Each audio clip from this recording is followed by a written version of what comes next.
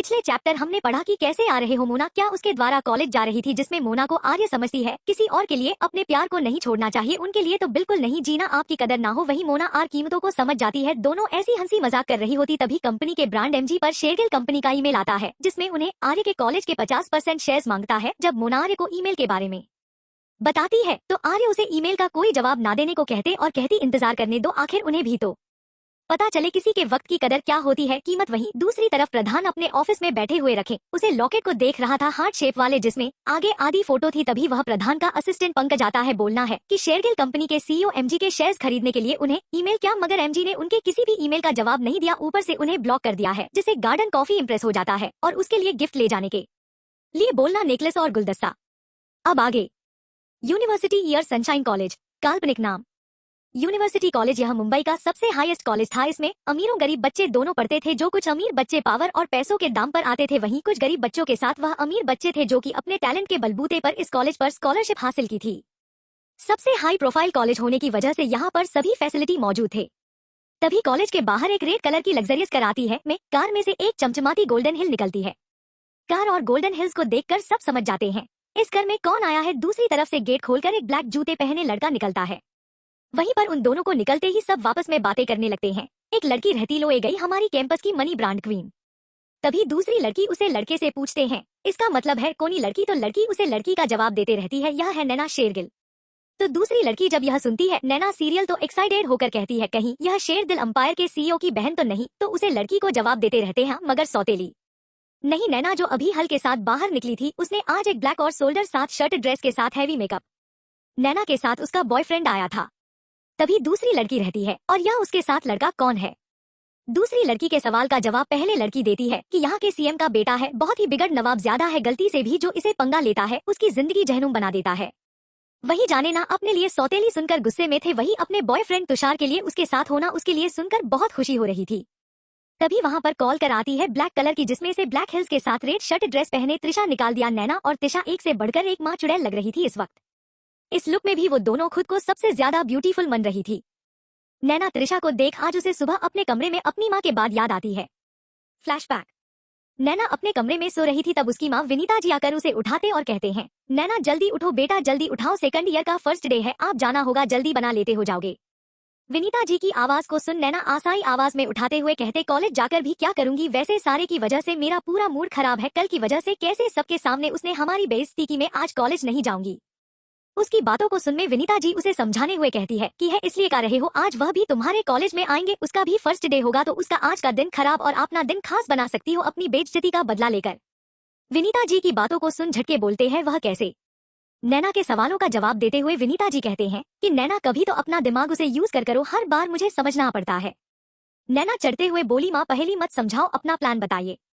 आर्य अपने सरनेम के बारे में किसी को नहीं बताएंगे, इसका फायदा तुम उठा सकते हो, उसे नीचे दिखाने के लिए उसमें मदद तुम्हारी त्रिशा कर सकती है, उसका फायदा भी तो उठा सकती हो। क्योंकि त्रिशा को सब मल्होत्रा फैमिली की बेटी के नाम से जानते हैं, मगर कोई उसके असली पहचान के नाम से नहीं जानता। उसको 1 साल हो चुका है, उसकी रेपुटेशन मल्होत्रा की तरह है, मगर आर की कोई पहचान नहीं है। अभी तो तुम उसके बारे में जो कहोगे लोग वही सच मानेंगे। और जहाँ तक मुझे पता है कॉलेज में अब तक यह बात पता होगी कि त्रिशा और मृत्युंजय की सगाई होने वाली है। जहाँ तक मैं त्रिशा को जानते हो अपने फायदे के लिए कुछ भी करेगी, इसी का फायदा उठाते हुए हमें अपनी बेइज्जती का बदला लेना है।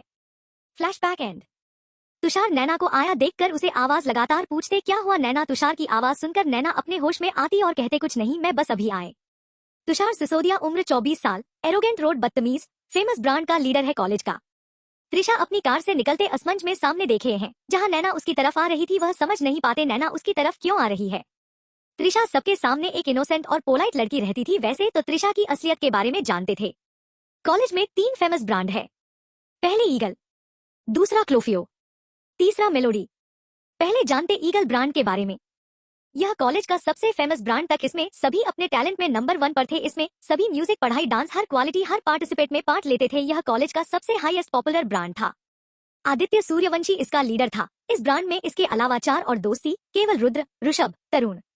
दूसरा ब्रांड का क्लोफियो, यह एक ब्रांड था जिसमें 2 लड़कियां 3 लड़के थे। इस ब्रांड में सभी शरारती बदमाश थे। इस ब्रांड में सभी शरारती बदमाश थे सिवाय एक इनके लीडर को छोड़कर, शिवांश खन्ना, नूपुर, अनिल, निशा, नील।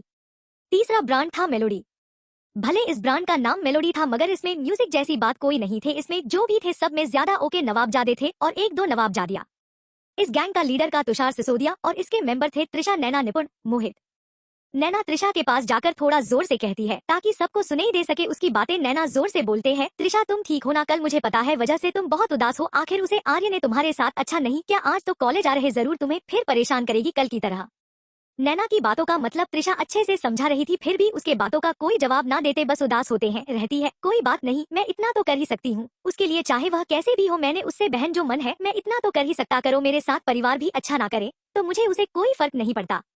नैना त्रिशा की बातों का जवाब दे तो कहती है, तुम कितनी अच्छी हो, तुम सबके साथ कितना ज्यादा अच्छा करती हो मगर सब लोग तुम्हारे ही बर्ताव के लिए अच्छे नहीं होते। त्रिशा सबको अपनी तरह मत समझो। अच्छा देखो तुमने और तुम्हारी मम्मी कितना अच्छा किया उन दोनों के साथ, मगर अंत में उसकी मम्मी तुम्हारे मॉम के प्यार को सीन दिया जबरदस्ती ही सही। और आज वह देखो तुम्हारे दादा को कैसे अपना डेट मन के बैठी है, वरना जो कुछ आज तुम्हारा होना चाहिए था जो उसका है।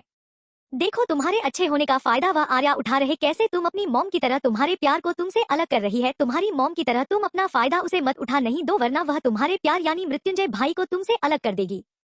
वही है तमाशा। ऊपर से दोनों गैंग देख रही थी, क्लोफोनिया और ईगल गैंग। ईगल की टीम में ऋषभ केवल से बोलना है, यह दोनों क्या ड्रामा करने वाली है और किसी लड़की के बारे में बात करिए। ऐसा क्या कर दिया उसे लड़की ने जो यह ऐसे रोना दो रही है? आज तक इन दोनों को तो कोई सबक नीचे कर पाया और आज इन लोगों को किसने सबक सिखा दिया जो ऐसे रो रही है जैसे कितना अत्याचार हुआ है। खुद तो इतना अत्याचार करती रहती है लोगों पर और रो रहे थे, सबसे बड़े अत्याचार इनके ऊपर कर दिया किसी ने। आदित्य जो इन दोनों की बकवास उनकी इरिटेट हो रहा था वही बोलता है, अब तुम बोलो कि बकवास हो गई यह तो चलो, आज हमें कॉलेज के सबसे बड़े शेयर होल्डर की मीटिंग की तैयारी करनी है। तभी क्लोफियो लीडर शिवांश खन्ना अपनी गैंग से कहता है कि हमें भी चलना चाहिए, हमें भी स्टेडियम में तैयारी करनी है, आज वहाँ पर भी कुछ अनाउंसमेंट करने वाले हैं प्रिंसिपल सर, तो हमें वहाँ पर चलना चाहिए, स्टेडियम की भी तैयारी देखनी है। इनका रोज का ड्रामा, अगर तुम्हें ड्रामा देखना है देख लो, मैं जा रहा हूँ तैयारी करने। ईगल गैंग की टीम में से रुद्रा कहता है, हाँ तो किसने रोका है, हमारे लिए रुके होंगे कि हम जाएंगे तब जाओगे अपनी तैयारी करने। क्लोज यू गैंग्स निशा कहती है, तो मैं क्या प्रधानमंत्री है जो तुम जाओगे तो हम तुम्हारे पीछे जाएंगे? हाँ वैसे भी तुम्हारी पहले जाना चाहिए, आखिर बाथरूम साफ और लेटरिन साफ करोगे तभी तो वहाँ पर गेस्ट आकर रहेंगे, क्या पता तुमसे खुश होकर अपने घर का भी काम दे दे। निशा की बातों से चढ़ते हुए रुद्रा कहता है, अपना मुंह बनकर बंदर ने तेरा मुंह नाच लूंगा। निशा रुद्रा को चढ़ाव आते हुए कहते, क्यों तुम लड़के जो लड़की वाले डायलॉग कह रहे हो यह तो डायलॉग मेरा होना चाहिए था ना, कहीं तुम्हारे अंदर छुपी लड़की तो बाहर नहीं आ रही आज। आदित्य शिवांश चिल्लाते हुए निशा और रुद्र को कहते हैं, शट अप गाइज। तभी तरुण की आवाज सबको सुनाई देते हैं जो कहते, यह इतनी ब्यूटीफुल गर्ल कौन है? तरुण की आवाज सुनकर शिवांश और आदित्य भी उनकी टीम के साथ गेट एंट्रेंस में देखते हैं, जहां पर एक पतला सा क्यूट सी लड़की रही थी, उसने वॉट शर्ट पहनी हुई थी साथ में ब्लैक शॉर्ट। नहीं जान त्रिशा और नैना अपनी चाल चलने में लगी थी, तभी उनको ध्यान जाता है कि सब उनकी जगह गेट के इंटरेस्ट पर देख रहे। जब उनकी नजर गेम के इंटरेस्ट पर जाती तब उन्हें पता चलता है जो लड़की वहां पर आ रही है वह आर्या, जिसे देखकर उसकी आंखों में नफरत और गुस्सा साफ दिखाई दे रहा था, क्योंकि उन दोनों के अलावा कोई और सेंटर ऑफ अट्रैक्शन बन गया था। वही आर्या जो उनके पास से जा रही थी बिना उनकी तरफ देख इग्नोर करते हुए, यह दोनों को देख बर्दाश्त नहीं होता। वह आर्य को रोक के नैना कहते, कितनी बेशर्म, मुझे यहाँ ऐसे शान से जा रही हो, तुम त्रिशा से माफी मांगनी चाहिए, कल तुमने कैसे उसे सबके सामने बेइज्जती की। त्रिशा की वह तो मासूम है ना, तभी तुम्हें कुछ नहीं रहती, तुम्हें तो शुक्र मनाना चाहिए उसने तुमसे कुछ ना कहा, मगर तुम तो उसकी मासूमियत और अच्छाई का फायदा उठा रही हो। तुम जैसे बेशर्म और सेल्फिश लड़की मैंने देखी नहीं। आर्या चढ़ते हुए बोले, अच्छा है नहीं देखी तो देखोगे भी नहीं कि आर्य मल्होत्रा सिर्फ एक ही है, मुझे सब बने के लिए लोगों में जिक्र होना चाहिए जो तुम लोगों में है, नहीं मैं जैसी हूँ सबके सामने तुम लोगों की तरह नहीं हूँ, मैं बेशर्म हूँ सबके सामने दिखाई, तुम तो महा बेशर्म हो, तुम तो कुछ दिखाई नहीं जैसे, सॉरी मैं तो भूल गई, तभी भी दिखा तो रही हो अपनी बेशर्मी। वैसे कौन से टाउन मार्केट शॉप से ड्रेस लिए है, छुपाने का तो पता नहीं मगर दिखाई बहुत कुछ दे रहा है। तुम जितना बुरी समझते मैं इतनी बुरी भी नहीं हूँ, देखो मैं तुम्हारे लिए कितनी फिक्र है, अभी रुको मैं तुम्हारे लिए कुछ लेकर आए। यह कहते हो आर्य आसपास देखने लगते हैं, जहाँ पर एक आदमी बूढ़ा सा झाड़ू लगाते हुए दिखता है, उसके ऊपर एक गमछा होता है गंदा सा, जिसे देखते ही आर्या की आंखें चमक जाती है। वही दूर से यह सब ईगल और क्लोरोफोरिया गैंग बहुत इंटरेस्ट के साथ देख रहे थे। वही आदित्य और शिवांश जो जाने वाले थे वह आर्या के रिएक्शन को देखकर जैसे इम्प्रेस हो गए थे। आर्या उस बूढ़ा आदमी के पास जाकर उनसे कहता, काका मुझे आपसे कुछ चाहिए, तो वह बूढ़ा आदमी आर्य को देखकर कहता है, बोलो बेटा क्या चाहिए। वहीं आर्या उनके गमछे की तरफ इशारा करके कहती है, मुझे आपका ही गमछा चाहिए, फ्री में नहीं, आपको इसके बदले कुछ दूंगी। वहीं ईगल और क्लोरोफोरिया गैंग सुनती है तब आर्य बाकी बच्चों की तरह अमीर जादियों की तरह बिगड़ी हुई लगती है, मगर आर्यन सबके विचारों को गलत साबित करते आर्य काका से उनका गमछा मांगने के बदले उन्हें काका खाने की इजाजत मांगती है। आज से मैं आपको काका कहूंगी, आप मुझे बेटा कहाँ है, इसलिए तो आपसे उस हक में आपसे कुछ भी मांग सकते, तो आप मुझे गमछा दे दीजिए, मैं आगे बटनों को सुनो। काका मुस्कुराते हुए कहते हैं, आपको बेटा का इसलिए आपको मैं दे रहा हूँ, आर्य के कहने पर काका उसे गमछे को निकालकर आर्या के हाथ में दे देते। आर्या बड़ी मुस्कान के साथ गमछा लेकर नैना की तरफ चली जाती है। वहीं आर्य के कदम से कुछ कोई समझ नहीं पता, तभी आने नैना के पास जाकर रहती है। मैं तुम्हारे लिए गिफ्ट लाई और तुम्हें यह बहुत अच्छा लगेगा, क्योंकि ये गिफ्ट तुम्हारी सोच से बहुत अच्छा है और तुम्हें पसंद नहीं आया, इसमें तुम्हारी गलती की तुम्हारी सोच गलत हो। यह कहते हुए आर्या रहे हो गमछा ले जाकर नैना के पूरे ऊपर के भाग को ढक देते हैं, जहां से उसकी क्लीवेज पूरी साफ दिखे रही थी। नैना वह कपड़े को दूर हटाते हो कहती है, आर्या से ये क्या गंदा कपड़ा डाले, बदतमीज लड़की। आर्य नैना की तरफ मुस्कुराते बोल, तुम्हारी सोच से तो साफ ही है, जिसमें तुम्हारी माँ ने एक ही चीज बड़ी है, कैसे अमीर लड़कों के बिस्तर पर जाकर उन्हें फंसाया जाए। बाकी का कल बाय कमेंट लाइक शेयर करना ना भूले। नैना अपने बॉयफ्रेंड के साथ कॉलेज जाती है। कॉलेज आने के बाद इस तरह से मिलती है जहां पर त्रिशा और मैंने कुछ ऐसी बात करते जिसे लगता है कि सबको किन आर्य जी ने परेशान के हुए गलत लड़की है जो कि त्रिशा की माँ। कहा उसने की माँ ने त्रिशा की माँ के जगह उसके प्यार को चीन की शादी कर ली। वही त्रिशा के साथ आर्या वही करना चाहती है। यह सब नैनो कॉलेज के बीचों बीच का रही थी चिल्ला कर, तभी वहाँ पर आर्या एंट्री होती है। वहीं इस कॉलेज के सबसे 3 फेमस ग्रुप थे। एक था ईगल क्लोनोफोलिया मेलोडी, 2 ग्रुप ऊपर थे जो कि सबसे हाईएस्ट है, और जो तीसरा ग्रुप था जो लोगों को रेगन और परेशान करने के लिए मशहूर था, गरीब बच्चों को, तुषार सिसोदिया जो कि एमएलए का बेटा था। आज नैना और त्रिशा को इग्नोर करते हुए अपनी क्लास की तरफ जा रही थी। वहीं इन दोनों को यह पसंद नहीं आता, इसलिए ना उसको बीच में रोकने हुए सुनने लगते हैं, जिसका जवाब देते हुए आर्य की बहुत बुरी तरह इंसल्ट करते हैं, जिससे ईगल और क्लोफोनिया गैंग आर्य से इम्प्रेस हो जाती है। अब आगे नैना आर्य की बातों को सुन चिल्लाते हुए कहते, मन in your language Arya. Arya अजीब सा मुंह बनाते हुए कहते, मन इन योर लैंग्वेज का क्या मतलब होता है? वैसे भी तुमने कहा मेरे पास दिमाग तो है ही नहीं, तो मैं माइंड का क्या करूंगी, वह तो तुम्हारे पास है, जिसका उसे तुम यूज करती हो, तुम्हारे माँ करवाती है। आप ऐसे अभी भी किसी ना किसी बकरे को तो फंसा लिया होगा, जरा मुझे भी बकरा से मिलता दो कि मैं भी तो जानूं कौन सा सब बदनसीब बकरा है जो तुम्हारे से फंसा। नैना गुस्से से बोले, तुम्हें क्यों मिलाओ, तुम मुझे भी छीना चाहती हो क्या? आर्य चीरते हुए बोली, ताकि मैं उसे गधे से दूर हूँ। तभी पीछे से तुषार आया, वह नैना के पास आया, नैना से पूछा, क्या हुआ बेबी?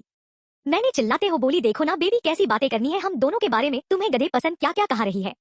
वही तुषार नैना की बातों को सुना रखें तरफ देखा है। वही आर की तरफ देखते ही उसकी आंखें में जैसे अजीब सी भावना थी जो दूर खड़े ईगल और क्लोनिया के गैंग देख ली थी। नूपुर से शांति व शिवांश की तरफ देखकर बोलते हैं, इस लड़की को भी नहीं छोड़ेगा, जैसे वाक्यों को नहीं छोड़ा, इसके कितनी बार कंप्लेंट के मगर कोई फायदा नहीं हुआ। अगर हमारा बस चलता तो कब के इसे यहाँ से उठाकर बाहर, पर तो मैं क्या करें, एमएलए का बेटा है, फायदा उठा रहा है इस बात का।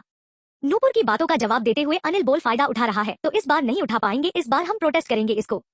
निशा अनिल की बातों का जवाब देते हुए कहते, हर बार तो हम यही करते, हम किसी को प्रोटेक्ट नहीं कर पाते, अंत में क्या होता है, सारे केस सिर्फ रफा दफा हो जाते हैं। आदित्य और शिवांश इतनी देर से सुन रहे थे, वह एक दूसरे को देखते हुए कहते हैं अपनी गैंग से कि अगर किसी को बचाने के लिए दुश्मन को भी दोस्त बनाना पड़े तो बना लेना चाहिए। यह सब देख के उनकी गैंग समझ जाती है कि क्या दोनों के कहने का क्या मतलब है। केवल उन दोनों से बोलता है, जब वक्त आएगा तब देखा जाएगा, अभी तो यह देखना है कि यह तुषार अब क्या करेगा इस लड़की के साथ। अगर कुछ गलत किया तो मदद करने के लिए नीचे भी जाना पड़े तो जाएंगे, और जो होगा देखा जाएगा। ज्यादा से ज्यादा स्कॉलरशिप ही निकले जाएंगे, बाकी के भी कॉलेज है वहाँ पर भी पढ़ सकते हैं, मगर जाने से पहले इसे एक अच्छा सा सबक सिखा करके जाएंगे इस हैवान को। नूपुर बोलते हैं, अगर ऐसी बात है तो हमें भी कोई प्रॉब्लम नहीं, हम भी तुम्हारा साथ देंगे। दूसरी तरफ आर्या तुषार के नजरों में अपने लिए अजीब सी फीलिंग महसूस करती है, जिससे उसकी आंखें लाल हो जाती है गुस्से से, क्योंकि वह तुषार की आंखों में दिखे रही भावनाओं का मतलब अच्छे से जान चुकी थी। वही नैना जो सोचकर खुश हो रहे थे कि तुषार उससे अपनी बेइज्जती का बदला लेगा और सबके सामने आर्या की बेइज्जती करेगा, मगर जब वह तुषार की तरफ देखती है जो कि आर्या को अजीब नजरों से देख रहा था, उसके नजरों का मतलब समझकर नैना को आर्या पर गुस्सा आता है और तुषार के पैरों पर एक जोरदार की को मारती है, जिससे तुषार अपने होश में आकर आर्य से नजर हटाकर नैना की तरफ देखा है जो गुस्से से उसे ही घूर रही थी। वही तुषार को अब अपनी गलती का एहसास होते हुए, जिससे वो गुस्से से आर्या की तरफ देखा है। तुषार दांत पीसते हुए कहते, तुम्हारी हिम्मत कैसे हुई तुषार सिसोदिया की बेइज्जती करने की, तुम जानती नहीं मैं कौन हूँ, किसका बेटा हूँ। आर्य मुस्कुराते हुए कहती है, ऑफ कोर्स मैं कैसे जान सकती हूँ, मैं तुम्हारी माँ थोड़ी हूँ। अब यह बात तो तुम्हें अपनी माँ से पूछना चाहिए कि तुम किसके बेटे हो, उन्हें पता होगा कि उन्हें ही तो पैदा किया। अगर उन्हें नहीं पता तो मुझे क्या पूछ रहे हो, मुझे कैसे पता होगा। सॉरी अगर तुम भी मुझसे पूछ रहे हो तो मैं कोई गुमशुदा बच्चों के माँ बाप को नहीं ढूंढते हूँ, यह काम तुम जाकर म्युनिसिपालिटी को दो, वह कुत्ते और जानवरों के माँ बाप को ढूंढते हैं। ओके, अगर मैं तुम्हारी मॉम से पूछा तो उन्हें भी कितनी शर्म आएगी बताने में कि तुम्हारे पापा कौन है। वही आर्य का इतना बोर्ड जवाब सुनकर सभी के मुंह खुला के खुले रह गए। वहीं तुषार गुस्से से आर्य पर चिल्लाते हैं, क्या तो बहुत तुम्हारी जुबान को ही कट के फेंक दूंगा। तुषार की बातों को सुंदर है कहते हैं, कोई हलाव थोड़ी है मेरी जुबान जो तुम काट के फेंक दोगे, जुबान को हाथ लगाया ना तुम्हारी जिंदगी से हाथ ना धोना पड़े। तुषार हंसते हुए बोला, बहुत गुरूर है ना अपनी खूबसूरती का, देखो सबके सामने खूबसूरती को कैसे गुरूर तोड़ूंगा मैं। वही त्रिशा यह सब ड्रामा देखते हो खुश हो रही थी, क्योंकि उसे अपने दिल को एक सुकून मिल रहा था, अपनी बेइज्जती का बदला मिलता हुआ दिख रहा था आर्या से। त्रिशा सामने आर्य को देखकर खुद से अपने मन में बोली, भले यह बेइज्जती का मतलब मैं खुद ना लूं, मगर तुम्हारी बेइज्जती कोई और करे तो मेरे दिल को बहुत सुकून मिल रहा है फिर भी, मगर अपनी बेइज्जती का बदला मैं भी लूंगी बहुत जल्द। तुषार अपने हाथों को बढ़ाते हुए आर्य के कंधों से नीचे सरकने लगता है। वही यह सब देखते हैं सारे स्टूडेंट अपनी नजरें नीचे कर लेते, वह जानते थे तुषार कैसा है, किस हद तक अपनी बेइज्जती का बदला लेने के लिए गिर सकता है।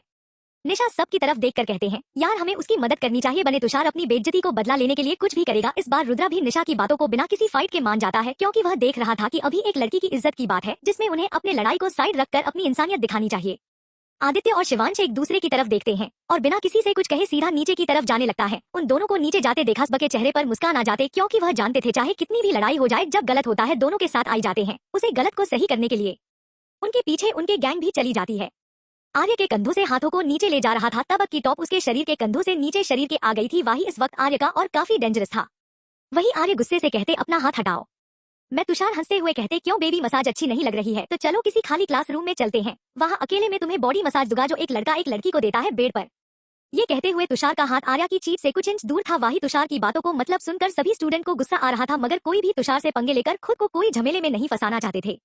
मगर नैना त्रिशा को मजा आ रहा था इन सब को देखने में। नैना जल्दी से किसी को मैसेज करती है और कहती है, आर्या की ये वीडियो बनाकर ऑनलाइन पोस्ट कर दो, टाइटल पैसों के लिए कुछ भी करूंगी मैं, ये लिखकर। मैसेज करने के बाद नैना काफी खुश थी कि तभी उसकी खुशी की ब्रेक लगाते हुए उसके कानों में तुषार की एक दर्दनाक चीख सुनाई दी।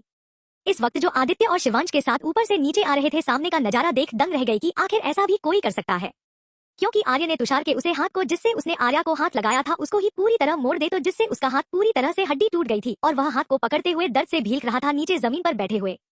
वही नैना और तुषार को समझ में नहीं आया कि अभी हुआ क्या। वह जल्दी से नैना अपने होश में आए तुषार के पास बैठे हुए करी, तुषार तुम ठीक हो ना, तुम्हें ज्यादा दर्द हो रहा है। तुषार की हालत एक आर्य पर चिल्लाते हुए नैना बोली, आर्या क्या बदतमीजी है, और तुम तुषार का हाथ को क्या कर दिया, देखो तो कितना दर्द हो रहा है उस। आर्य नैना की बातों को सुन नैना की तरफ देखते हुए स्माइल करते हो बोली, मुझे नहीं पता कितना दर्द हो रहा है, मगर मैं तुम्हें अभी एहसास कर सकता, अगर तुम अपना हाथ जो तो मैं उसे पर एक और ट्राई करके बता सकती हूँ तुम्हें। त्रिशा आर्य के पास आते हुए मासूम बनकर बोली, आर्या तुम क्या कर रही हो, क्यों सबको दर्द दे रही हो नैना में, तो यह सब मेरी वजह से किया था। उसके आगे त्रिशा बोलती कि तभी उसे आर्य के आवाज से जो बहुत से ज्यादा डोमिनेटिंग और गुस्से में भारी हुई थी। आर्या त्रिशा को देखते हुए बोलते, जब तक तुम्हें बोलना था तब तुमने बोला नहीं, अभी भी चुप हो जाओ वरना तुम्हारी हालत इससे बुरी करूंगी। कल की बात याद है ना, पार्टी वाले उसे भी ज्यादा बुरी हालत थी यहाँ होगी और बेइज्जती के साथ। मैं त्रिशा मासूम बनते हुए पीछे हो जाते को कैसे पता था कि अरे अभी गुस्से में वह उसकी बेइज्जती कल से भी ज्यादा कर सकती है। वह अपनी बेइज्जती कॉलेज के सामने नहीं करवाना चाहती थी, इसलिए वह समझदारी पीछे होने में ही दिखाई है। त्रिशा आंखों में नमी और हल्की सी उदासी के साथ पीछे होती है, जैसे उसे लगता है कि आर्य उसके साथ कितना बड़ा किया और यही बात वह बाद में अभिजीत जी को बताकर आर्य को सजा दिलवा सकती है। वहीं आर्य त्रिशा के बटनों को इग्नोर कर अब जाकर नैना के पास जाकर अपने पैरों के घुटने के बाल बैठते, एक पैरों के पंजे के बल बैठे अपने हाथों को तुषार के बालों में ले जाकर हल्के से मसाज करते हैं। उसका चेहरा ऊपर उठती है और एक मुस्कान लाती है, मगर वह मुस्कान अचानक ही गायब हो जाती है। वहीं नाना तुषार के बालों में से आर्य के हाथों को हटाते हुए आर्या से कहते हैं, क्या कर रहे हो, और हाथ नहीं हटाए तुम्हारे लिए अच्छा नहीं होगा। तुम्हारे जानती नहीं हो तुषार कौन है, माइले का बेटा है, अगर उसे कुछ भी हुआ तुम्हारे लिए अच्छा नहीं होगा, उसका भाई भी तुम्हें नहीं छोड़ेगा।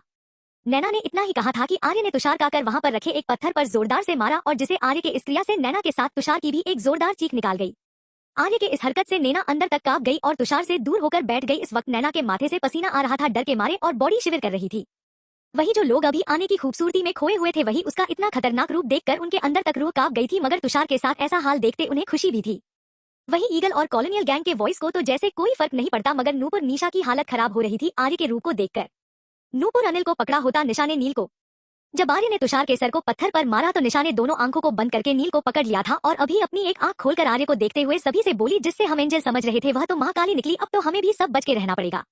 रुद्र निशा को छेड़ते वाला, क्यों तुम उसे छेड़ नहीं जाओगी, जो तुम्हें उससे बच के क्यों रहना पड़े, जब तक छोड़ोगे नहीं उसे तब तक तुम्हें फोड़ेगी नहीं। निपुर रुद्र को चुप करते हुए, चुप हो जाओ, वह कोई तरबूज नहीं है जो मेरी बहन को फोड़ देगी।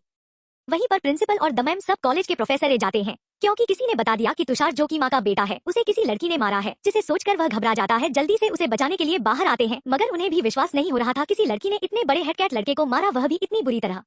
दिवाकर सक्सेना जो कि इस कॉलेज के प्रिंसिपल थे, वह आर्य के सामने आकर उसे पर चिल्लाते हुए कहते हैं, लड़की क्या कर दिया यह तुमने, कैसे हिम्मत हुई तुम मिस कॉलेज में गुंडागर्दी करने की। वही आर्या प्रिंसिपल को देखकर तेरा मुस्कुराते, क्योंकि वह जानती थी कि यह प्रिंसिपल कौन है, क्या रिश्ता है इसका तुषार से। वही प्रिंसिपल आर्य को यूं मुस्कुराते हुए देखकर उन्हें गुस्से से पागल हो जाते हैं। वहीं आर्य का वह कुछ कहते तभी उनके सामने ईगल गैंग और क्लोरोफोरिया के आर्य को प्रोटेक्ट करने के लिए प्रिंसिपल के सामने आ जाती है। वही आर्य उन लोगों को देखकर पहचान जाती है, क्योंकि पिछले जन्म की यादें उसके पास थी। वही प्रिंसिपल सर गैंग उन दोनों गैंग को देखते हुए कहते हैं, इसके साथ तुम्हें भी सजा मिलेगी मेरे काम में।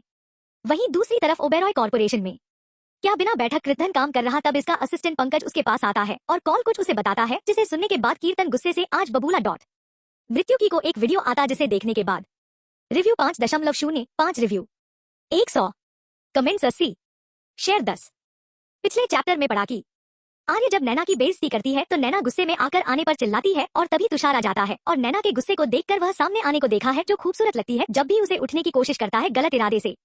जब यह दोनों गैंग देखते हुए रहे हो बचाने के लिए नीचे आती है वहीं नैना और त्रिशा खुश हो रही होती है मगर उसके अगला एक्शन देखकर उनकी रूह कांप जाती है। आर्या नहीं तुषार का एक हाथ पूरी तरह से तोड़ दिया था जिसकी पूरी हड्डी चूर चूर हो चुकी थी। वही जो दोनों के आगे की मदद करने के लिए ए रहे थे आर के क्षेत्र को देखकर वह भी शॉक हो गए थे मगर एक उन्हें अच्छा लगा रहा था कि आर्य को देखकर वही कोई प्रिंसिपल दिवाकर को बता देता है तुषार को किसी ने बहुत बुरी तरह मारा जिस वजह से वह तुषार को देखने के लिए मैदान में देखने के लिए जाते हैं। तुषार की हालत को देखकर सामने वाले खड़ी लड़की को देखकर और ज्यादा सुख जाते क्योंकि आर्य की उम्र भी 19 साल की थी और वह इसने अपने से बड़े लड़कों को इतनी बुरी तरह मारा था।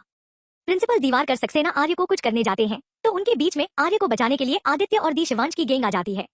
सामने ईगल और कॉल ऑफ यूनियन गैंग को देखकर प्रिंसिपल गुस्सा होते हैं, क्या तुम लोग अभी मेरे सामने से नहीं हटे तो इस लड़की के साथ तुम्हें भी सजा मिलेगी। वहीं कृद्धन को उसका असिस्टेंट पंकज कुछ कहता है जिससे वह आग बबूला हो जाता है। मृत्युंजय के पास एक वीडियो आता जिसे देखकर वह गुस्सा से आ जाता है। अब आगे ओबेरॉय कॉर्पोरेशन। कृद्धन के केबिन में पंकज नॉक करके आता है और कृद्धन की केबिन के सामने खड़ा हो जाता है। कृद्धन उसको देखते हुए बोलते का इशारा करता है तो डरते हुए हकलाते हुए पंकज सिर्फ इतना कहता है वो सर। कृद्धन इरिटेट होकर पंकज की तरफ देखते हुए कहता है मैंने तुम्हें यहाँ बकरी की तरह रखते रिपीट रिकॉर्डर की तरफ वह मैं करने के लिए नहीं रखा। जो बात है वह सबको अगर नहीं है तो मुझे इरिटेट मत करो। अगर इरिटेट करना है तो जाकर अपनी पनिशमेंट के लिए तैयार हो जाना क्योंकि मैं तुम्हारी इस वह मैं से इतना इरिटेट हो चुका हूँ कि अगर कोई जरूरी बात के बिना तुमने यह वह मैं नहीं बंद किया बताया तो तुम्हारे लिए अच्छा नहीं होगा। पंकज कृद्धन की बातों को सुन अंदर तक कांप जाता है और एक सांस में जल्दी से बोलना है सर वह कॉलेज में आज मैम गई थी उनके साथ एमएलए के बेटे ने गलत व्यवहार किया जिससे मैम ने गुस्से में आकर उन्हें मारा और कॉलेज में इसी वजह से जल्दी ही वोट मीटिंग बुलाई गई है मैम को सस्पेंस या सजा देने के लिए। वही यह सब सुनने के बाद कृद्धन गुस्से में पहल हो जाता है कैसे उसकी जान को किसी ने उसके अलावा गलत इरादे से हाथ लगाए उसके होते हुए इस सोचते सोचते कृद्धन का दिमाग फटने को हो रहा था और पंकज से कहता है किसकी इतनी हिम्मत जो मेरी जान को हाथ लगाया और ऊपर से उसी के ही कॉलेज से बाहर निकले। मैं भी देखा हूँ कि मेरे होते हुए मेरी जान को कॉलेज से कौन निकालता है, मेरे ही कॉलेज से। कृद्धन पंकज को ऑर्डर देते हुए कहता है हम अभी कॉलेज जाएंगे याद रहे और सबको इन्फॉर्म कर दो मीटिंग अभी होगी कॉलेज में। यह कहते हुए कृद्धन अपनी सीट से उठते हुए अपने कोट को उठाता है, अपने 3 पीस सूट को ठीक करते हैं, कोट को पहनाकर केबिन से बाहर निकाल जाता है। कृद्धन के जाने के बाद पंकज केबिन के गेट को देखते हुए कहता आज पता नहीं किसकी शामत आई है, इस यमराज को क्या जगाने की जरूरत, आज पता नहीं किस किस पर गुस्सा निकालेगा, किस किस बात के लिए। पंकज अपने हाथ जोड़ते ऊपर देखते हुए भगवान से प्रार्थना करता है कि इसका गुस्सा मेरे पर ना निकले चाहे किसी भी फटे। वहीं दूसरी तरफ शेरगिल कॉर्पोरेशन। जब से मृत्युंजय और अकेले पागल हुआ था तब से उसने उसके पीछे बॉडीगार्ड लगा दिए थे जो उसकी हर एक खबर मृत्युंजय तक पहुंचाने थे। आर्या के बर्थडे के बाद मृत्युंजय पोजीशन पागलपन की हद से पड़ चुका था, उसे किसी भी कीमत पर मृत्युंजय को आर्या की हर कीमत पर हर चीज चाहिए थी जिसके लिए उसने बॉडीगार्ड लगाए थे ताकि वाले की हर एक खबर दे सके आर्या की। कौन लड़का कौन उसके बारे में जाने की कोशिश करता जिस मृत्युंजय आर्या से हमेशा के लिए दूर कर सके। इसी में से एक बॉडीगार्ड मृत्युंजय के पास कॉलेज का वीडियो भेजो था जिसमें तुषार आर्य के करीब जाने की कोशिश कर रहा था। उसका गलत इरादों से आर्य को छूना से बातें करना उसकी आंखों में आर्य के लिए हवा साफ दिख रही थी। मृत्युंजय अपने फोन को दीवार पर देकर मारते हुए कहता है तुम्हारी हिम्मत कैसे हुई मेरी चीज पे नजर डालने की, जिस चीज पर मैंने किसी को नजर न रखना के लिए इतने पहरे लगाने की कोशिश की, तुमने हिम्मत के अपनी नजर डालने की, इसका अंजाम तो तुम्हें भुगतना होगा तुषार सिसोदिया। अगर तुम जिंदा बचे भी तो यानी मेरी सजा देना तुम्हें बाकी है और मेरी सजा देने का मतलब तुम्हारी जिंदगी से रिहाई। यह कहते हुए मृत्युंजय अपनी चेयर से उठ अपने एक हाथों को गार्डन के पीछे ले जाकर अजीब तरह से चलते हुए आंखों में अजीब सी चमक थी। मृत्युंजय अपने कैबिनेट से निकाल पार्किंग एरिया की तरफ चल जाता है। इसका और इतना खतरनाक था कि उसका और इतना खतरनाक तक किसके आगे आने की कोशिश कोई नहीं कर सकता। वह गुस्से से बाहर निकलता हुए जा रहा था। ऑफिस में सभी उसके गुस्से को देखकर शांति से अपना काम कर रहे थे क्योंकि कोई भी अपने बॉस का गुस्से का शिकार नहीं बनना चाहता था। कॉलेज में आदित्य शिवांश प्रिंसिपल के सामने बिना एक्सप्रेशन के खड़े थे। प्रिंसिपल उन्हें घूरते हुए कहता है तुम दोनों लगता है अपने मैनर्स भूल गए हो, तो तभी तो मेरे सामने ऐसे खड़े हो। तुम जानते नहीं हो मैं कॉलेज का प्रिंसिपल हूँ और तुम एक नई लड़की के लिए अपने भविष्य को बर्बाद करो। तुम जानते हो ना इसलिए माँ के बेटे को कितनी बुरी तरह मारा रहा है, वह हमारे और तुम्हारा करियर बर्बाद कर सकता है। आदित्य और शिवांश में से कोई कुछ कहता तभी एक स्वीट और डोमिनेटिंग आवाज आती है सबको, जो कि एक लड़की की थी। वही दोनों ग्रुप के मेंबर साइड है जाते हैं तो शिवांश और आदित्य पीछे देखे हैं। अपनी जॉब पर आर्या तुषार को देखते हुए प्रिंसिपल सर के सवालों का जवाब दे रही थी। आर्या आपने ऐसा कौन सा कांड कर दिया सर जो आपकी जिंदगी बर्बाद हो जाएगी, कहीं कोई घपला तो नहीं कर दिया कॉलेज में जिसकी वजह से कोई भी आपको यूं ही बर्बाद कर दे। दिवाकर जी गुस्से से आर्या से बोलते तुम्हारी जुबान के साथ हाथ भी तेज है। आर्या अपनी रुड वॉइस में दिवाकर जी से कहते हैं तो इसके लिए आप पर इनाम देंगे, तुम्हारे अंदर लगा रहा है मैनर्स नाम की चीज नहीं। दिवाकर जी इस बार चिल्लाते हुए और ऐसे रहते हैं। आर्या उनकी बातों को सुन हंसते हुए कहती है ये तो वक्त ही बताया किसके अंदर कितने दिमाग नाम की चीज है, और रही मेहनत की बात तो उसे बारे में मुझे खुद ही नहीं पता कि मेरे बाप ने मुझे वह सिखाया ही नहीं है और किसी में हिम्मत नहीं जो मुझे मैनर्स सिखा सके। दिवाकर जी चिल्लाते हुए कहते तुम्हें किस बात का घमंड है, वही घमंड में तुम्हारा चर्चर जरूर करूंगा, देखना इस कॉलेज से धक्के मार के ना निकला ना तो मेरा नाम भी दिवाकर सक्सेना नहीं। आरा चढ़ते हुए बोलते कैसे में मैं क्या करूं, आपका नाम दिवाकर सिंचर है ना हो या कुछ और, अगर आपको नाम बदलना है तो जाकर बदलिए शौक से। प्रिंसिपल सर चिल्लाते हुए बोले, तुम्हारी हिम्मत कैसे हुए सबके सामने मेरी बेइज्जती करने की। मैंने कहा कुछ, क्या आप अपनी बेइज्जती करवा रहे हैं? और वैसे क्या बार बार आप मच्छी मार्केट की औरतें की तरह चिल्लाने लगते हैं? मैनर्स नहीं आपके अंदर तो बिल्कुल। मच्छी मार्केट में जो औरत होती ना आपसे ज्यादा मैनर्स होती है। जब कोई उनके दुकान पर जाता है संभलन लेता भी वह देते आपकी तरह नहीं, बिना किसी के बुलाने पर एक सिक्योरिटी गार्ड की तरह प्रकट हो जाते हैं। लोगों को कहते हुए नहीं सुना किसी के फटे में टांग ना अड़ाना चाहिए, मगर आप तो उसका उल्टा, जहाँ पर आपका काम ना हो वहाँ पर भी चले जाते अपनी टांग अड़ाने। तभी कॉलेज के गेट पर दो गाड़ी एक साथ आई है और उनके पीछे कई सारी बॉडीगार्ड्स के ब्लैक कर, वहीं उन गाड़ी के साथ ब्लैक कर को देख सब समझ जाते हैं यह यहाँ के ट्रस्टी और शेयर होल्डर की गाड़ी है। उन दोनों गाड़ियों के कृद्धन और मृत्युंजय बैठे हुए थे। दोनों एक दूसरे को पहचान गए थे गाड़ियों के सिंबल से। कृद्धन गाड़ी को आगे बढ़ाने को कहते हैं, मैं मृत्युंजय पर अपनी गाड़ी को आगे बढ़ाने को कहते हैं। भाई ड्राइवर दोनों एक साथ कर गाड़ी बढ़ाते तो उनकी गाड़ी एक साथ थुक जाती है।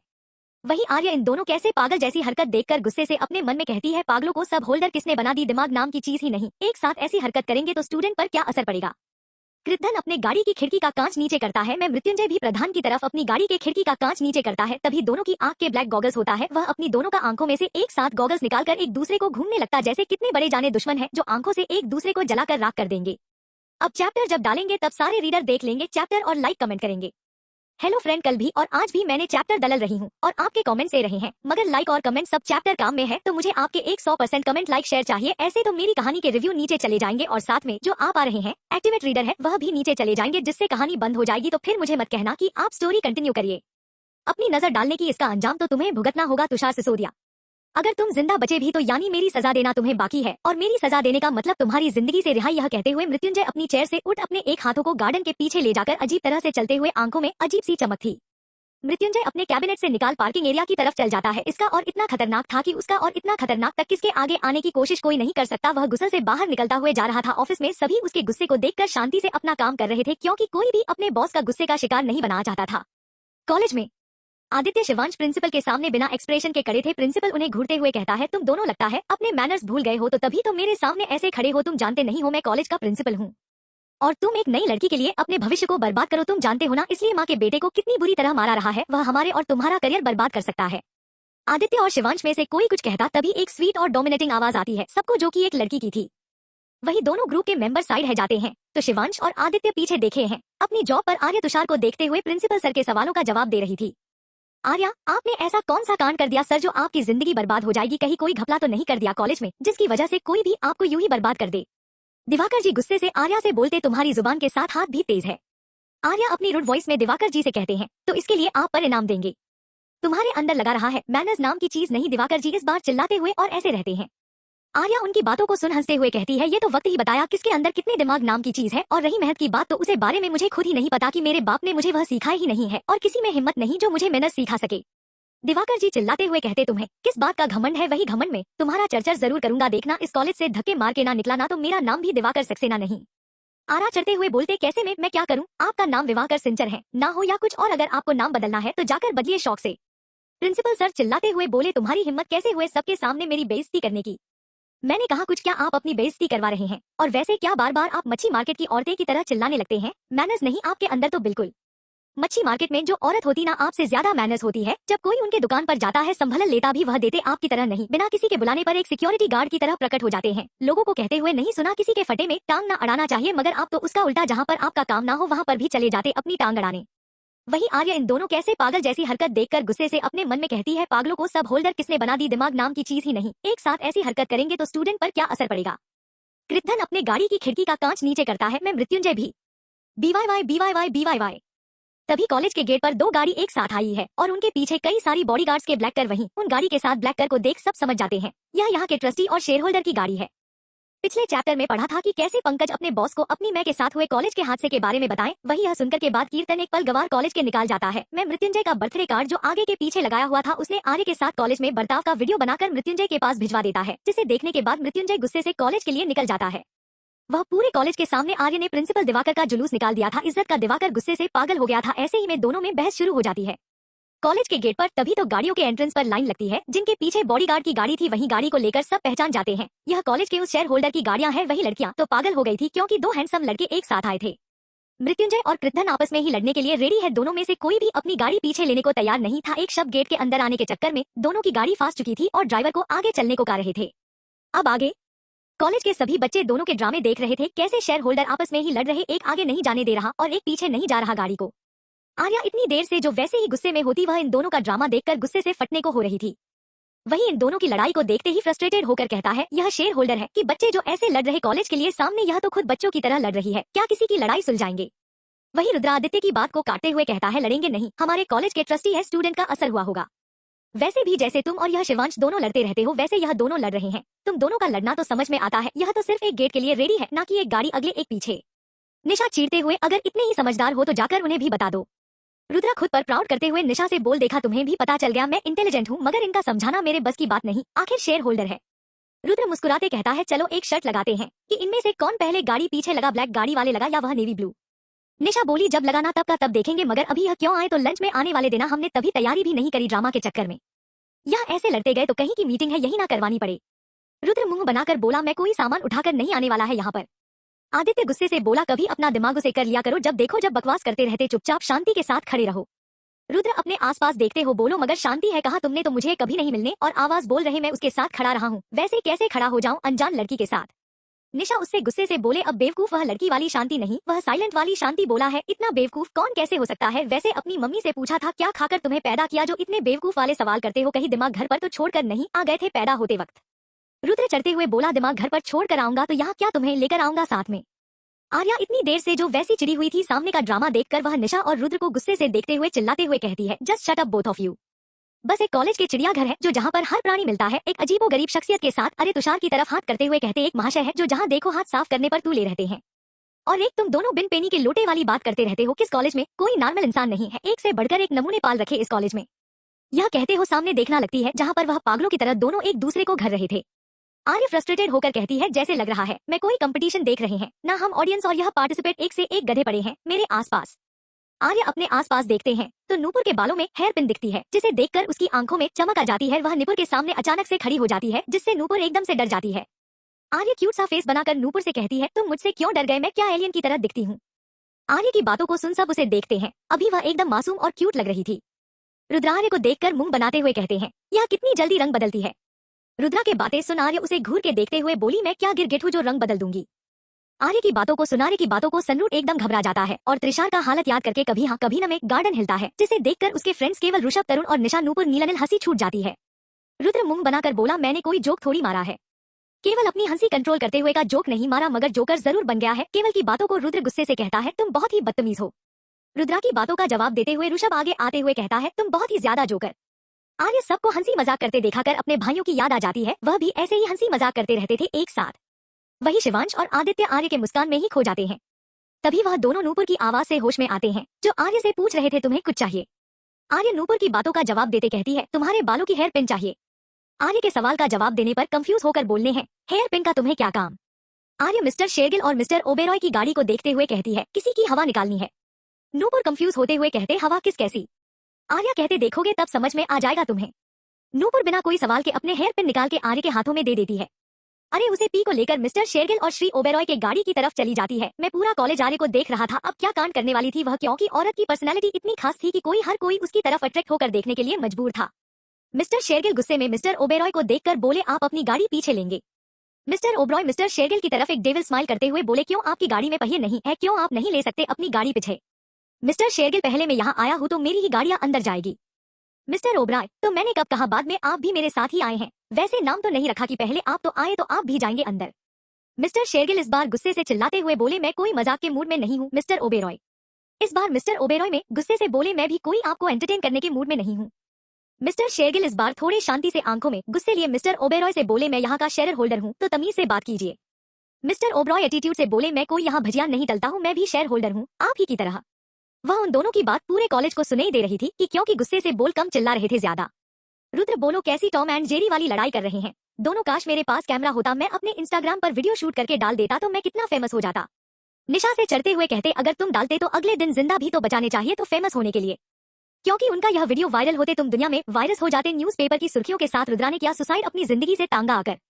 वह आर्य अपना काम में लगा चुकी थी, कुछ देर में उसका काम खत्म हुआ, वह आराम से शान से खड़ी हो गई, क्योंकि आर्य की हरकतों पर पूरा कॉलेज उसे मुंह फाड़ देख रहा था, क्योंकि आर्य ने सभी गाड़ियों की टायर को पंचर कर दिया था।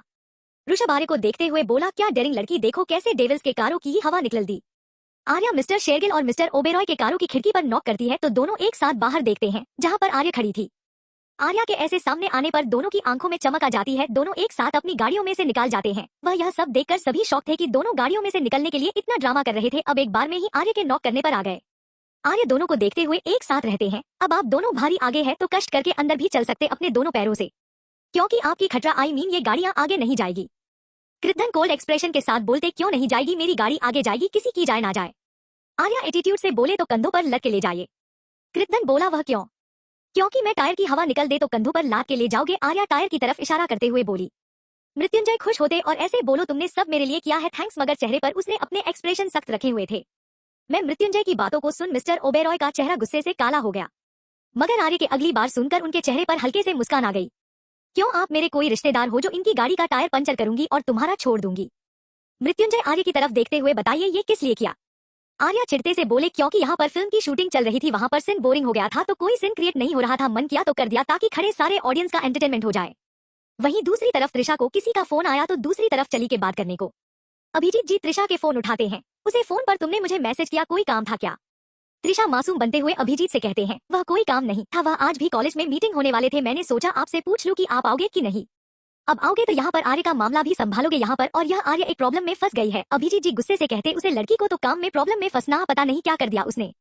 त्रिशा मासूम बनते हुए कहते हैं, आज शेयर होल्डर की मीटिंग है और शेयर होल्डर सब आ चुके हैं, आर्य यहाँ पर प्रॉब्लम में फंस गई है। हर साल मीटिंग में ही हूँ, अटेंड करती थी, मगर इस साल आपको आना पड़ेगा। त्रिशा ने सब जानबूझकर क्या था कि वह अभिजीत की बातों को सुनने लिया था कि सुबह ही वह कहीं कंट्री से बाहर जा रहे किसी काम से। अभिजीत जी बोले, कोई बात नहीं, मैं अभी बाहर हूँ, तुम इस मीटिंग को अटेंड करो, हर साल की तरह मुझे तुम पर पूरा भरोसे, तुम अच्छे से हैंडल कर लोगे। त्रिशा मन में मुस्कुराते हुए कहती है, मैं तो यही चाहती हूँ कि यह मीटिंग में अटेंड करो ताकि मैं उस आर्य को एक अच्छा सा सबक सिखा सको सबके सामने। त्रिशा उदास होते हुए अभिजीत जी से बोली, मगर आर्य उससे बुरा लगा जाएगा। अगर उसे बुरा लगता है लगे तो, मगर मैं, अगर उसे बुरा लगता है लगे तो, मगर मैं किसी भी हाल में से जिम्मेदारी नहीं देने वाला। त्रिशा उदास होने का नाटक करते हुए ठीक बोल के फोन कर देती है। मैं दिवाकर जी गुस्से में आर्या के पास आते और कहते हैं, अब तुम बहुत बदतमीज हो गई हो, अब तुम इतनी भी तमीज नहीं, आकर शेयर होल्डर से ढंग से बात कर सको, उनकी इंसल्ट करो। मिस्टर दिवाकर का आर्य पर चिल्लाकर बात कर मिस्टर शेरगिल मिस्टर ओबरॉय को पसंद नहीं आया। दोनों के हाथों की मिट्टी बन गई थी गुस्से से। तभी वहां पर त्रिशा की आवाज आती है जो आर्य से कह रही थी, आर्य तुम्हें ऐसे किसी से बात नहीं करनी चाहिए, दोनों हमारे कॉलेज के ट्रस्टिंग है और साथ में शेयर होल्डर भी। आर्य त्रिशा की बातों को सुन इग्नोर करते हुए बोली, मैं क्या करूं, इसमें इनके आरती उतारूं या इनके नाम के भजन गाओ। कर जी आर्य की तरफ गुस्से से देखकर मिस्टर ओबेरॉय और मिस्टर शेरगिल की तरफ देखते हुए अपने नर्म और स्वीट वॉइस में बोले, sorry mister Shergill, mister Oberoi, इस लड़की का आज एडमिशन हुआ और यह इतनी बदतमीज है कि इसमें आते ही कॉलेज का वातावरण दूषित कर दिया है। आप चिंता मत कीजिए, हम इसके खिलाफ आज ही कार्यवाही करेंगे और इस कॉलेज से निकाल देंगे। त्रिशा के सामने अच्छा बनते हुए मिस्टर ओबेरॉय से बोलते हैं, हम कार्रवाई करेंगे, अगर आर्या की गलती है तो उसे सजा मिलेगी। मिस्टर ओबेरॉय त्रिशा को गुस्से से देखते हैं। मैं मृत्युंजय त्रिशा की बातों को सुनने का कैसे पूछते हैं, और वह किस हक से करोगी। त्रिशा थोड़ा शर्माते हुए बोलते हैं, क्योंकि इस कॉलेज के 50% की शेयर होल्डर में हूँ। मैं त्रिशा के बटनों को समझा, सभी को शौक लगता है। वही आर्य अपने मन में हंस रही थी आने वाले बात और त्रिशा की इंसल्ट के लिए। मृत्युंजय थोड़ा गुस्से से बोला, यह कोई मजाक नहीं चल रहा है त्रिशा यहाँ पर। मृत्युंजय की आवाज सुनकर त्रिशा डरी, मगर फिर थोड़ा कॉन्फिडेंट होकर बोली, मैं कोई मजाक नहीं कर रहे, अंकल ने सुबह ही बोला था, वही मेरे नाम कर दिया। मैं त्रिशा आर्य की तरफ देखते हुए बोले, तुम्हें दुख और आपको मुझ पर गुस्सा आ रहा होगा, आर्या मेरी कोई गलती नहीं, अंकल को मुझ पर ज्यादा भरोसा था इसलिए उन्हें मेरे नाम पर कर दिया, अगर तुम गुस्सा हो तो मैं तुम्हारे नाम पर वापस कर दूंगी। यह सब आर्य को नीचे दिखाने के लिए करती, मगर आर्य तो एकदम कॉल तरीके से वहां खड़ी थी। तुम वहां पर एक असिस्टेंट आता है और दिवाकर जी का नाम लेते हुए कहता है, यह आपके लिए एक नोटिस आया है। तो दिवाकर जी कहते, किस चीज का, तो असिस्टेंट कहता, आपको इस कॉलेज के प्रिंसिपल के पद से हटाया जा रहा है। दिवाकर जी सुनते हर बढ़ाते हुए कहते, किसके कहने पर। तभी किसी की आवाज आती है गुस्से से, मेरे कहने पर। लाइक रिव्यू कम थे इसलिए इतना छोटा चैप्टर। दिवाकर सक्सेना अपना रेजिग्नेशन लेटर देखकर पगला गए थे। वह पागलों की तरफ से सस्टेन से पूछता है, किसने मेरा रिजाइन लेटर देने की हिम्मत करी, आखिर में इस कॉलेज का प्रिंसिपल हो, वह भी पूरे 10 सालों से, और जब मेरा रिटायरमेंट होने का टाइम है तो तुम लोगों ने मेरा रिजाइन लेटर मेरे हाथ में थमा रहे हो, यह थोड़ा इंसाफ है, इसके लिए मैं केस करूंगा। असिस्टेंट बड़े पॉलिटली बोलते हैं, सर इसमें हम कुछ नहीं कर सकते, यह बस का ऑर्डर है जो इस कॉलेज की 50% की शेयर होल्डर है। यह सुनने के बाद दिवाकर जी त्रिशा की तरफ देखते हुए बोले, तुम में ऐसे कैसे कर सकती, तुम तो मुझे जानती हो ना, मैं इतने सालों से कॉलेज में और तुम्हारे सेकंड ईयर, तुम्हारी हर बार मदद की, तुम्हें हर उस बचाए, और आज मुझे निकाल रही है, तुम्हारी हिम्मत भी कैसे हुई है करने की। वहीं त्रिशा प्रिंसिपल दिवाकर की बातों को सुन मुझे असिस्टेंट की तरफ देखते हुए कहते हैं, आपकी हिम्मत कैसे हुई निकलेगी, और इस लेटर को, एप्लीकेशन को भी कैंसिल कीजिए, मेरा ऑर्डर है। सॉरी मैं, बट हम आपका ऑर्डर नहीं मान सकते, हम सिर्फ ऑनर की बातों को मान सकते हैं, असिस्टेंट ने पॉलिटली होकर कहा था, मगर उसकी बातों को त्रिशा को अपनी इंसल्ट महसूस हुई। आर्य सब ड्रामा को देखकर बड़ा ही दिलचस्प लेकर एक साइड खड़ी हुई थी। मैं मृत्युंजय और मिस्टर ओबेरॉय की नजर तो सिर्फ आर्य पर नजर थी और उसके अलावा उन्हें तो वहाँ होने वाले किसी भी ड्रामा कोई इंटरेस्ट नहीं था, बस आर्य को देखने में ज्यादा इंटरेस्ट था। त्रिशा से उसे असिस्टेंट पर सबके सामने चिल्पेलाते हुए कई यहाँ की थे ओनर अब मैं हूँ तो तुमने मेरी बात माननी होगी, क्योंकि यहाँ की जो ओनर थे उन्होंने यह सब मेरे हवाले किया है। अब तुम्हें मेरा कहना मानना चाहिए। तो अभी मैंने कहा ही ऑर्डर कैंसिल करने को। दिवाकर सक्सेना इस पर चिल्लाते हुए कहा, त्रिशा अपना ड्रामा बंद करो और यह क्या बदतमीजी लगा रखी है, ऑर्डर तुमने ही दिया है। नील सबसे कहता है, अगर इसने ऑर्डर दिया तो अच्छी बात है, मगर नहीं दिया तो और बुरी बात, पता नहीं कहाँ फंसेगी बेचारी। अगर यह मांगी ऑर्डर इसलिए दिया तो दीवारकर को जाना पड़ेगा और उसे जाना पड़ेगा तो इसके लिए अच्छा नहीं होगा। अगर नहीं जाने दिया तो कॉलेज में इसकी इमेज और ज्यादा बिगड़ जाएगा और यह तो दोनों तरफ से फंसेगी। निशा हंसते हुए बोली, सही कारीगरिया फंसेगी तो हमें क्या, हमें तो ड्रामा देखना में बड़ा मजा आ रहा है, अभी निकलेगी कैसे ड्रामा से।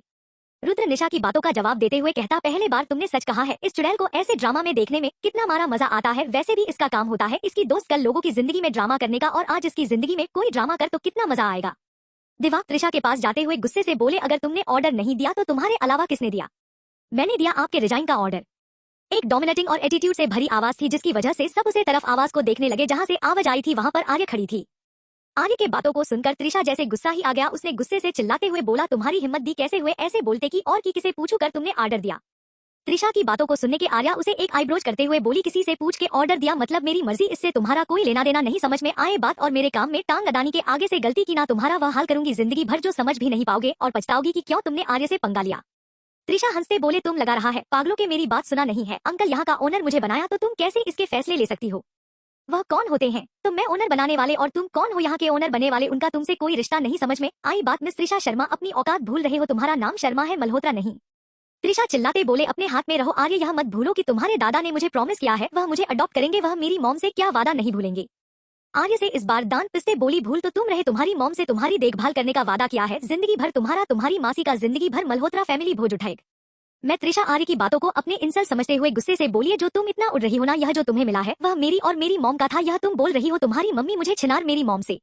आर्य हंसते हो अपने हाथों का सहारा लेकर गाड़ी के बोनेट पर मिस्टर ओब्रॉय की उसके ऊपर चढ़ने हुए अपनी हील से उसे पर निशाना बनाते हुए बैठ गई। वही गाड़ी लग्जरियस और ज्यादा अच्छी क्वालिटी होने के बाद उसे पर ज्यादा निशान है, बस एक धूल जितना निशान आया जो हाथों से यह किसी के पानी डालने से भी मिटाया जा सके। आर्य को हंसते हुए देखा त्रिशा गुस्से से बोल, लगता है सच सुनने के बाद तुम्हारा दिमाग खराब हो गया। आर्या वैसे हंसते हुए त्रिशा का जवाब देते हुए, बटनों का कहा, सच सुनने के बाद मेरा नहीं तुम्हारा दिमाग खराब होगा।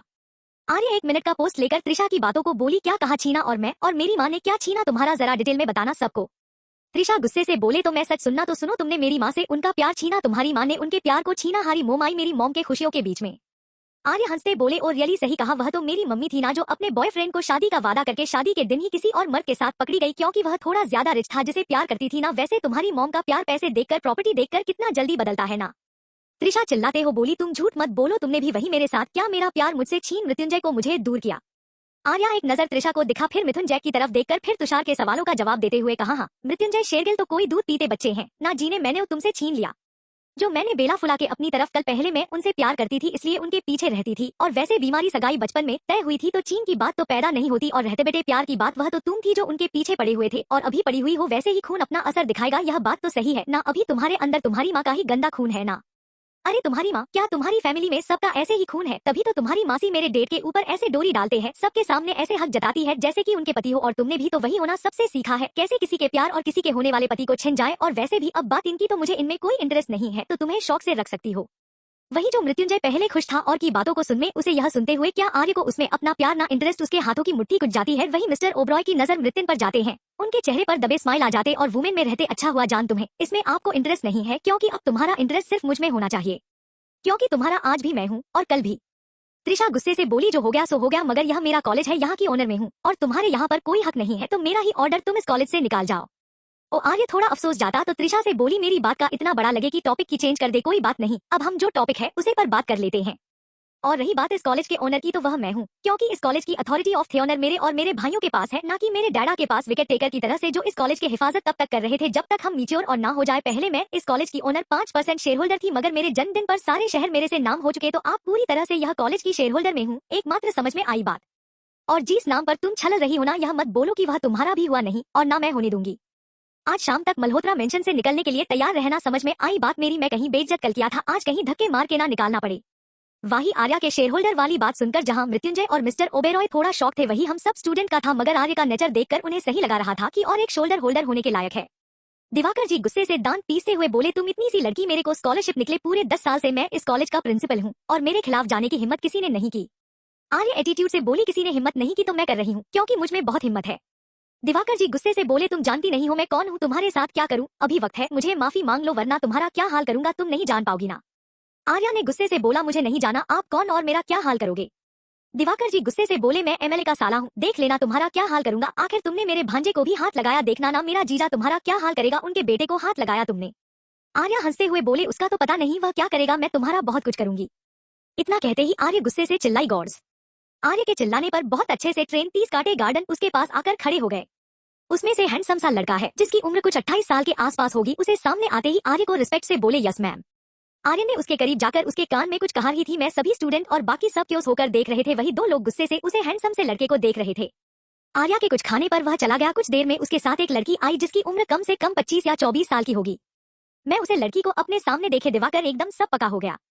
आर्या दिवाकर को ऐसे सब पकने देखते टेबल स्माइल करके दिवाकर से बोली, लगता है मेरा सरप्राइज कुछ ज्यादा ही पसंद आएगा, तभी इतनी उतावले होकर छल रहे हो। दिवाकर गुस्से से चिल्लाते हुए, क्या बकवास कर रही हो, यह लड़की कौन है और किस सरप्राइज की बात कर रही हो। आर्या हंसते हुए बोली, मैं तो इस लड़की के बारे में बोले नहीं, तुम इतना क्यों घबरा रहे हो जैसे मैंने तुम्हारी कोई पोल खोल दी। सभी असमंजस में कभी आर्य को देखकर कभी उसे लड़की को भी दिवाकर को वही मिस्टर ओबेरॉय और मिस्टर शेरिल को कुछ ना कुछ मात्रा समझ में आ चुका था। दिवाकर गुस्से से बोले, क्या करना चाहती हो तुम। आर्या मासूम सा चेहरा बनाकर होठों का पाउडर बनाकर दिवाकर जी से बोली, मैं तो कुछ नहीं करना, जो करना इस लड़की को करना। आर्य ने अपने पास आए उसे बॉडीगार्ड जो कि हैंडसम था उसे इशारा किया था, वह जाकर अपने हाथों में कुछ लेकर आया जी, एक बॉक्स जैसा था। राणा बॉक्स उसे लड़की की तरफ ले जाने को कहा जिसे वह बॉडीगार्ड लेकर आया था। बॉडीगार्ड वैसे ही करते उसे लड़की के पास वह बॉक्स ले गया। आर्य ने उसे लड़की को बॉक्स खोलना का इशारा किया।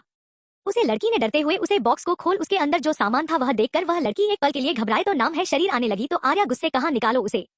आर्य के पल पर बदलते रिएक्शन से सभी लोग शॉक में थे। कभी वह इतने मासूम बन जाते, कभी इतनी खतरनाक, किसी ने नहीं सोचा था यह दिखाने वाली छोटी सी उम्र की लड़की इतनी खतरनाक हो सकती है। आर्य गुस्से से बोले, दीप्ति निकालो उसे। आर्य के बोलने पर दीप्ति ने उसमें से वह सामान निकाल तो सभी एकदम शॉक हो गए क्योंकि इसमें हंटर था और एक कपड़ा जिसमें कांच के टुकड़ों को अच्छे से चिपकाया गया था। आर्यन ने उसे लड़के को देखते हुए बोला, सिग्नल जाम कर दो, किसी के भी मोबाइल में नेटवर्क के कोई भी एक्टिविटी रिकॉर्ड और अपलोड नहीं होनी चाहिए, और हुई तो तुम्हारे लिए अच्छा नहीं होगा। उसने अपनी मैं का ऑर्डर फॉलो कर और 2 मिनट में सारे नेटवर्क जाम कर दिया और सामने आया खड़ा हुआ तो राणा से दूसरा ऑर्डर दिया, दिवाकर जी की इशारा करते हुए उनके ऊपर इतने इज्जतदार कपड़े अच्छे नहीं लगता, उतार दें। दिवाकर जी चिल्लाते वाले से बोले, तुम पागल हो गई है क्या है, मैं कॉलेज को प्रिंसिपल, तुम मेरे साथ ऐसा नहीं कर सकते, वह भी सब स्टूडेंट के सामने, उन पर गलत असर पड़ेगा, तुम समझ नहीं रही हो। आर्या दिवाकर से गुस्से से बोली, इन्हें एक सबक मिलेगा और वह भी तुम्हारे रूप में। बॉडीगार्ड ने दिवाकर को पढ़कर उसके सारे कपड़े निकाल दिए थे। दीप्ति सामने आए और हंटर को लेकर दिवाकर बीमार तो चिल्लाते हैं, बोले क्यों क्यों क्यों किया, क्या गलती थी मेरी की, मैं गरीब थी, गरीब होना गलत था, मैंने तुमसे मदद मांगी थी अपनी माँ के इलाज के लिए, मगर तुमने क्या किया। तुम एक प्रिंसिपल होकर गुरु हो कि तुमने अपनी हवस का शिकार बनाया मुझे इससे मान नहीं भरा तो इन कॉलेज की लड़कियों के साथ तुमने यह सब क्या, तुम्हारे अंदर इंसानियत नाम की चीज नहीं है। कुछ देर में दीप्ति मार मारते थक जाती है और वहीं बैठकर रोने लगती है। दीप्ति के मरने से दिवाकर को ज्यादा चोट तो नहीं लगी थी, मगर हाँ, उसका थोड़ा सा शरीर लघुलुहान हो गया था। आर्य गाड़ी से उड़ते हुए दिवाकर के पास आए और उसके पास घुटनों के बाल बैठे, उसका सर के बालों को पड़ते जोर पकड़ के खींच, जिससे उसकी जोर की चीज निकल गई। अरे दांत पीते बोले, इतनी सी ही चीज निकल गई है तो शुरुआत है, अभी देखो डर तो मिलेगा तुम्हें। असालियात में वह भी आर्य जायसवाल के स्टाइल में, बेरहम और दर्दनाक।